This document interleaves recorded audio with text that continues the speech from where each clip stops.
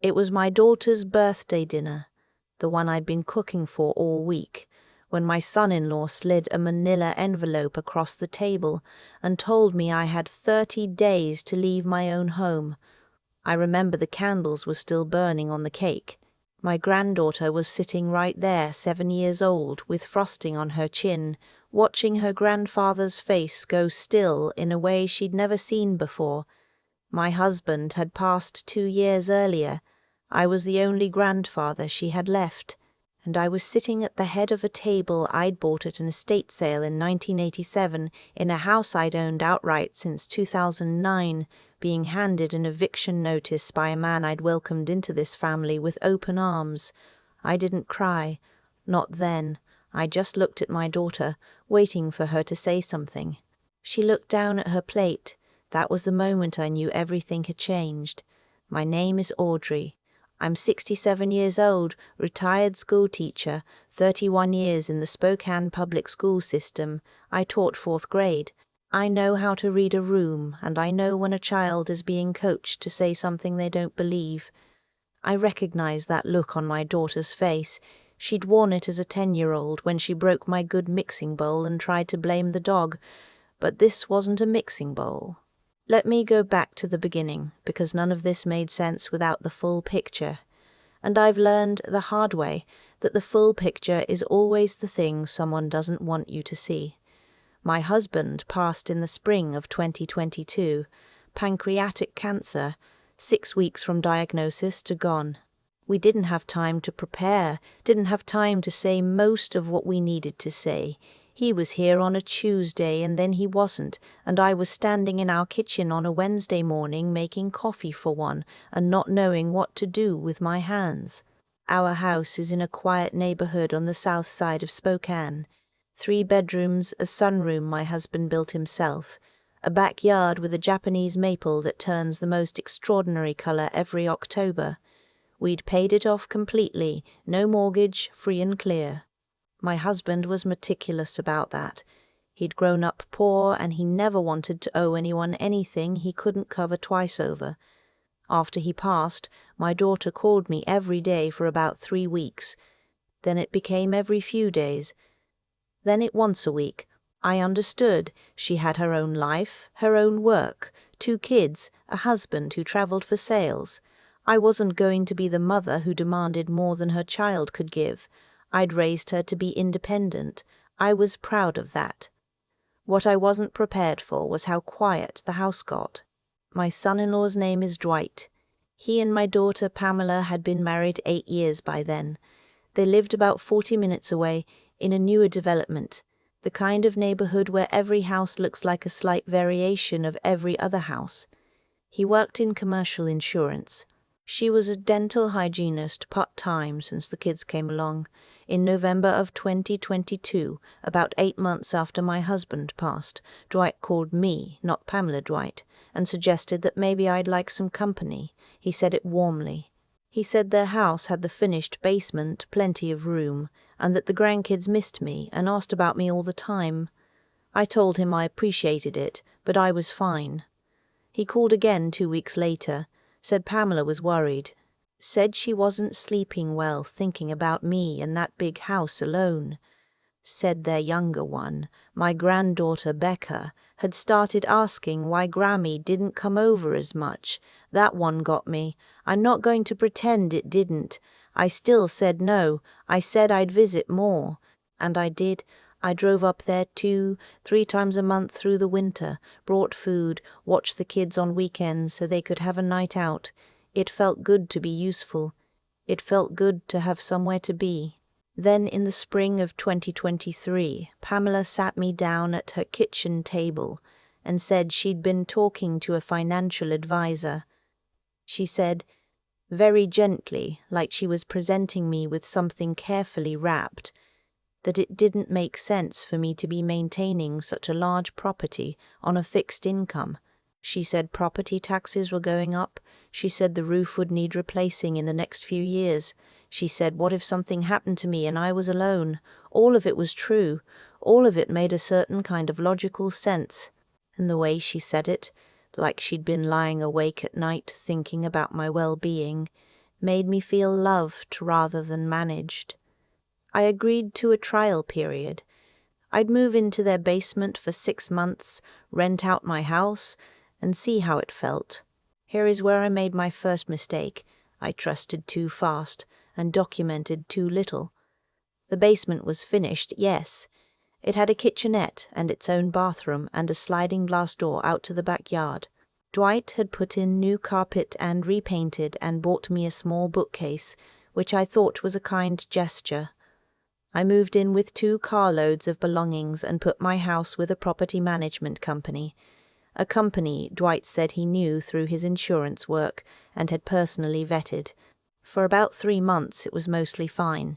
I had dinner with the family most nights. I helped with school pickup when Pamela was running late. I planted tomatoes in the corner of the backyard, which Becca helped me water. She was 6 at the time, and she wore little rain boots that were 2 sizes too big, and she took the job extremely seriously. Then things started to shift. It happened slowly enough that I kept talking myself out of noticing it. Pamela started making comments about noise. Had I been watching television too loud? Had I been coming upstairs too early? Dwight started leaving printed grocery receipts on the counter with certain items highlighted in yellow. Things he said were from the shared household budget that he wanted me to be conscious of. I had never agreed to a shared household budget. I had never agreed to contribute to groceries in any formal way, though of course I bought things and cooked frequently. I asked Pamela about it, and she said Dwight was just being organized, that it wasn't a big deal, that I was reading into it. In October, I got my first month's statement from the property management company. The rental income was $400 less than what we'd discussed. When I called to ask about it, the man I spoke with, who identified himself as the office manager, said there had been maintenance costs and an administrative adjustment. He sent me a PDF of itemized deductions that included a $200 charge for a broken garbage disposal I had no knowledge of and a $150 coordination fee I'd never seen in the original contract. I printed everything out and asked Dwight to look at it with me since he'd recommended the company. He glanced at it and said this was all standard, that property management always came with unexpected costs, that I should be glad I wasn't dealing with the headaches of being a direct landlord. He handed it back without really looking at the numbers. That was when I started keeping a notebook. I bought a small composition notebook, dark blue, the kind I used to give my students at the start of the school year, and I started writing things down.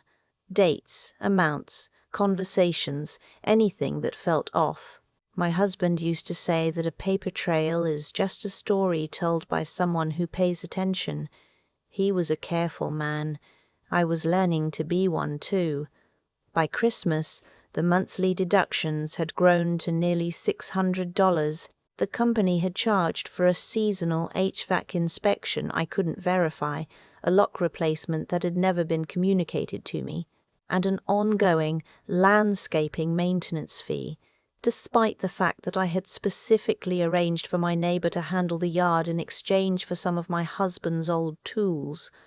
I called a real estate attorney. Her name was Patricia. No, I'm sorry, that name belongs to someone else. Her name was Donna Fairchild, and she'd been recommended by a woman from my church who'd gone through a messy landlord situation a few years earlier. Donna was brisk and direct in the way that people who deal with dishonesty all day eventually become. She asked me to bring every piece of paper I had. I brought the notebook too. She looked through everything for about 40 minutes while I drank bad coffee from a machine in her waiting area. Then she came out and sat across from me and said, "Mrs. Smiters, Audrey, does your son-in-law have any ownership interest in this property management company?" I said I didn't know. I said he described it as a colleague's business. She looked at me for a moment and then said, "I'd like to find out." What she found 2 weeks later was that Dwight was listed as a minority investor in the LLC that owned the property management company. He had a financial stake in the fees they were charging me. Every unexplained deduction was putting money indirectly into his pocket. He had recommended a company that benefited him and presented it to me as an act of help. I sat with that information for 2 days before I said anything to anyone. I needed to understand it fully before I acted on it. I needed to be sure I wasn't misreading it, wasn't overreacting, wasn't being the dramatic, difficult mother-in-law I'd spent 8 years trying hard not to be. I wasn't misreading it. The birthday dinner was Pamela's 39th birthday, late February. I'd made her pot roast, her favorite since she was small, with the good rosemary rolls and the twice-baked potatoes she'd requested. I'd bought her a cashmere sweater in the blue-green color she'd been admiring in a catalogue she'd left on the counter. I'd wrapped it myself with real ribbon the way my mother taught me. Dwight waited until after cake. Then he slid the envelope across the table. Inside was a document he called a residential occupancy agreement. He said, very calmly, like this was a reasonable administrative matter, that given the length of time I'd been living in the basement, they felt it was appropriate to formalize the arrangement. The document specified $1,400 per month, utilities not included. There was a clause about guest policies. There was a clause about quiet hours. There was a line, and I will never forget reading this line at that table with birthday candles still burning, that said my continued occupancy was subject to 60 days' notice of termination at the discretion of the primary homeowners. At the discretion of the primary homeowners. I looked at my daughter. She was looking at her fork. I said Pamela, just her name, the way I used to say it when she was a child and she'd done something that needed acknowledging. She said very quietly, Mom, it's just paperwork. It makes things cleaner. Becca was looking between us with those wide, serious eyes children get when they know something is wrong but can't name it. She said, Grammy, do you want more cake? I said, yes, sweetheart. I said, yes, sweetheart. I said, yes, I'd love some more cake.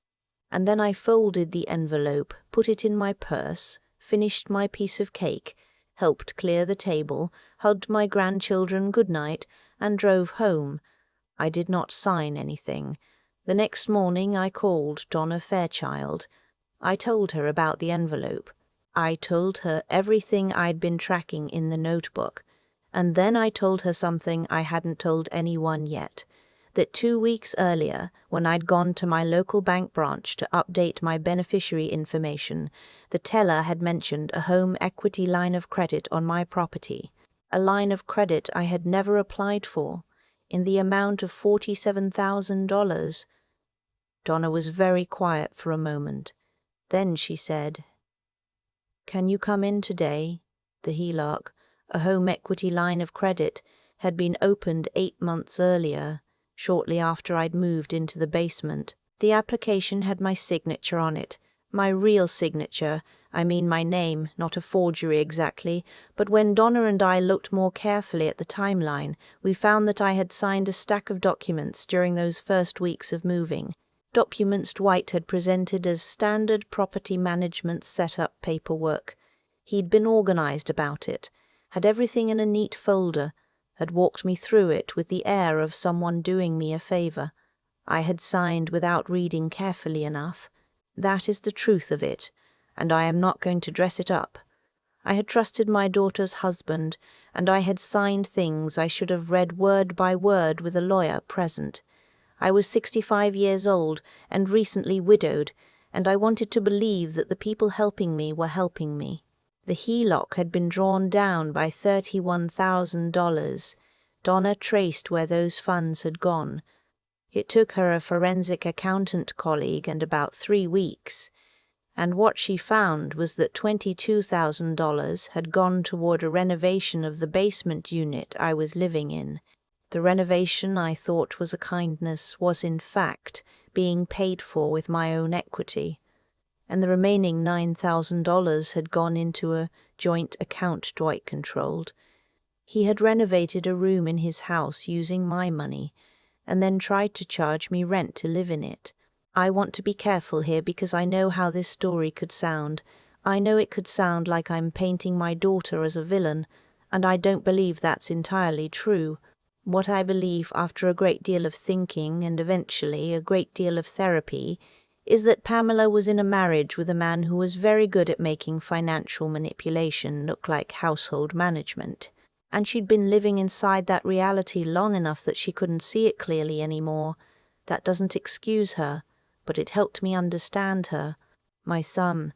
I haven't mentioned my son yet, and that's because for most of this story he was living in Portland, and I'd been protecting him from the details because he has a heart condition and I didn't want him to stress. His name is Warren. Warren is 59 years old, and he sounds exactly like my husband when he's angry, which is the only time he sounds like my husband, because my husband was the most even-tempered man I ever knew. Warren was not even-tempered when I finally called him. He drove up from Portland in under 5 hours. He sat at my kitchen table, the table I'd moved back to, because Donna had advised me to return to my own property as quickly as possible and re-establish primary residency, and he listened to everything. He didn't interrupt. He drank 3 cups of coffee, and at the end he said, "Mom, why didn't you tell me sooner?" I said I was trying to protect him. He said, "Mom, I'm the child, that's my job." I cried then, the first time I'd cried in front of anyone through this entire thing. Warren found his own attorney, a real estate litigator named, well, I'll just call her Ms. Chen because she asked that I not use her full name in anything public.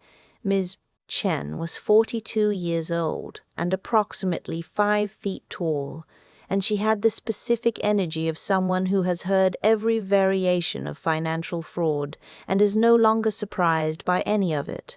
She said, "This is a HELOC opened under duress through deceptive document bundling, and he drew it down using funds we can trace.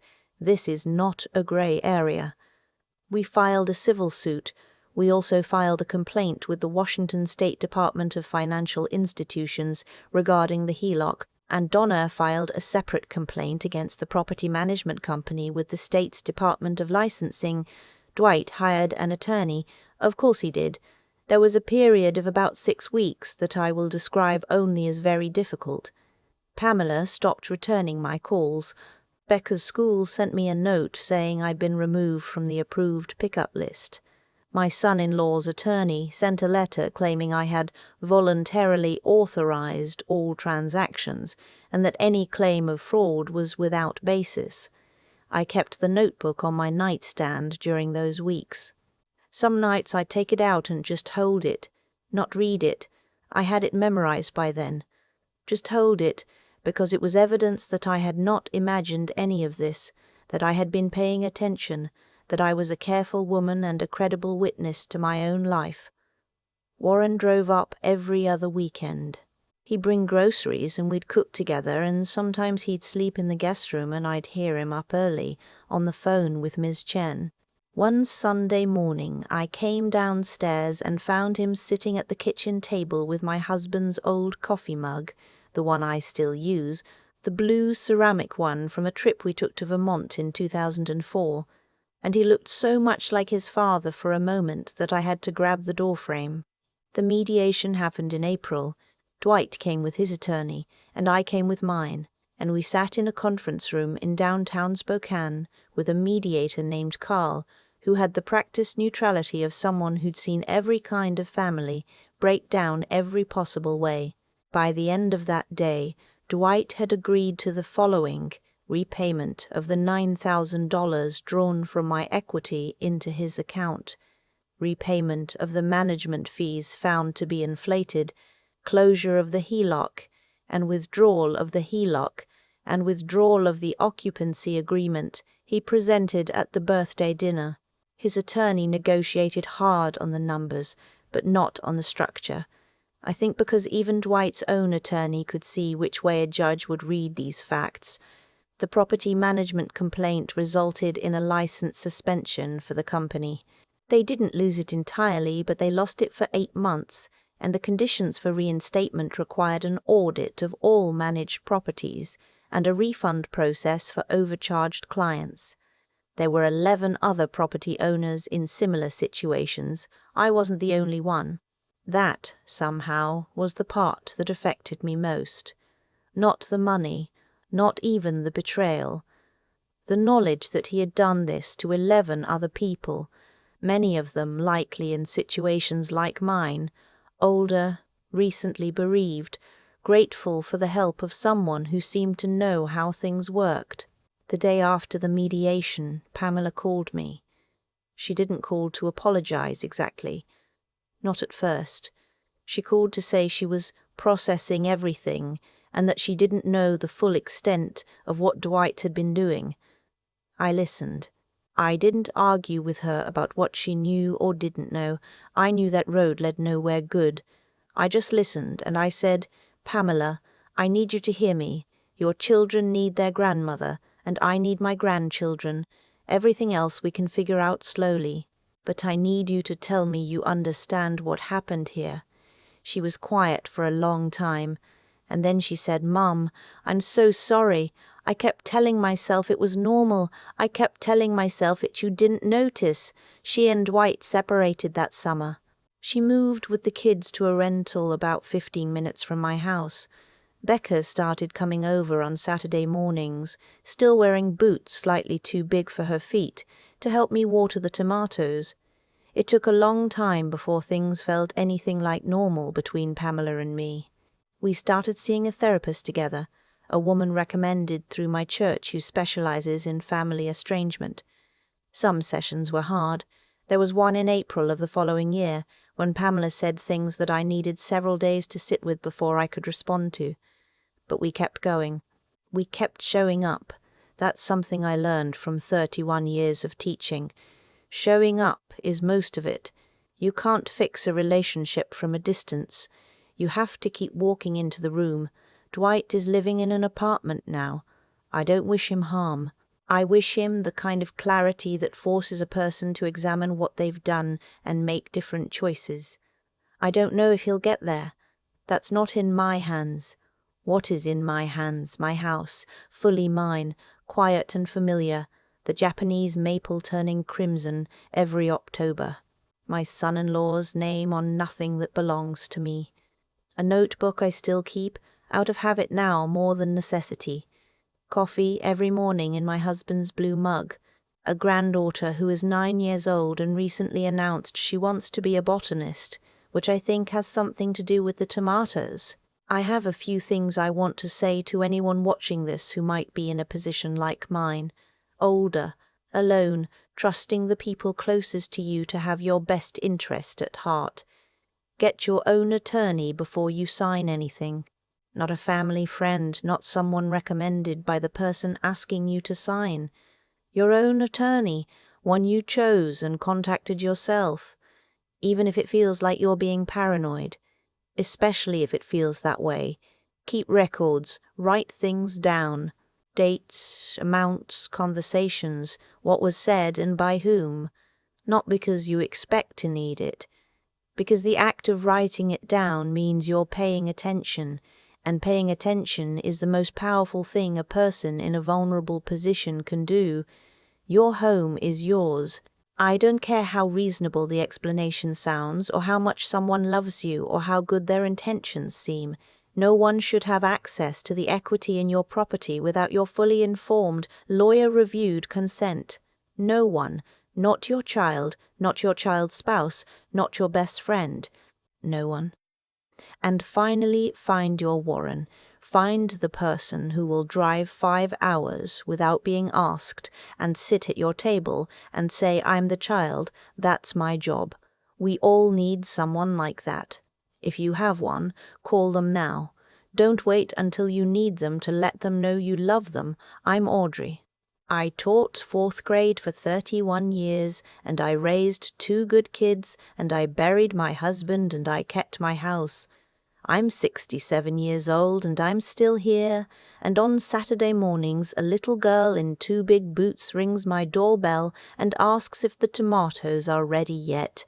They never are, quite, but we check together anyway.